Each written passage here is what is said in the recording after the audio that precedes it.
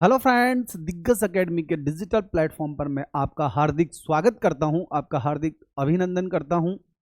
आज की करंट की जो क्लास है हमारी वो 35वें सरस्वती सम्मान 2025 से रिलेटेड रहने वाली है, जो आपकी परीक्षा की दृष्टि से महत्वपूर्ण रहेगी। बात करते हैं हम सरस्वती सम्मान के बारे में।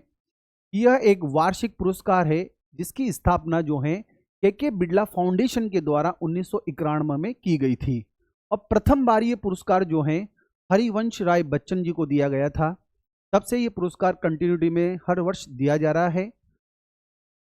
यह सम्मान जो है भारतीय नागरिक द्वारा लिखित और पिछले 10 वर्षों में प्रकाशित उत्कृष्ट साहित्य कृति को दिया जाता है। भारतीय नागरिकों के द्वारा जो लिखित और 10 वर्षों में प्रकाशित उत्कृष्ट जो साहित्य कृति होती हैं उसे पुरस्कार दिया जाता है।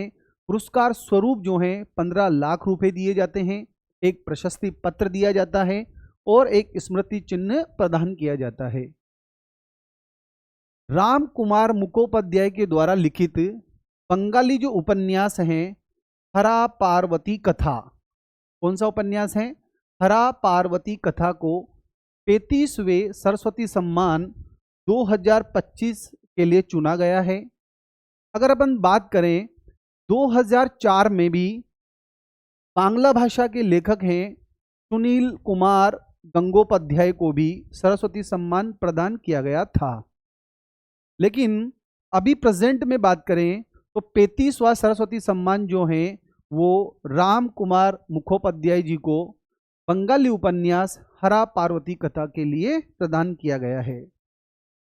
अब बात करें हम ये जो उपन्यास है वो कब प्रकाशित हुआ, तो बात करेंगे 2020 में हरा पार्वती कथा उपन्यास जो है बांग्ला भाषा का प्रकाशित हुआ। इस काव्य कृति के अंतर्गत भगवान शिव और पार्वती जो हैं उनके पौराणिक प्रेम और उनके संबंधों को नए दृष्टिकोण से प्रस्तुत किया गया। भगवान शिव और पार्वती के जो पौराणिक प्रेम है उनका जो संबंध है उनको नए दृष्टिकोण से इस उपन्यास में प्रस्तुत किया गया था। उपन्यास का नाम है हरा पार्वती कथा। यहाँ पर इस पुरस्कार के लिए एक चयन समिति जो है उसका गठन किया गया जिसमें 13 सदस्य थे और इसकी अध्यक्षता जो है सर्वोच्च न्यायालय के पूर्व न्यायाधीश श्री अर्जुन कुमार सीकरी की अध्यक्षता में 13 सदस्यों की जो समिति है वो गठित की गई इस पुरस्कार के चयन के लिए। बात की जाए प्रथम पुरस्कार जो है 1991 में हरिवंश राय बच्चन जी को दिया गया। 35वां तो हरा पार्वती कथा के लिए राम कुमार मुखोपाध्याय जी को दिया गया।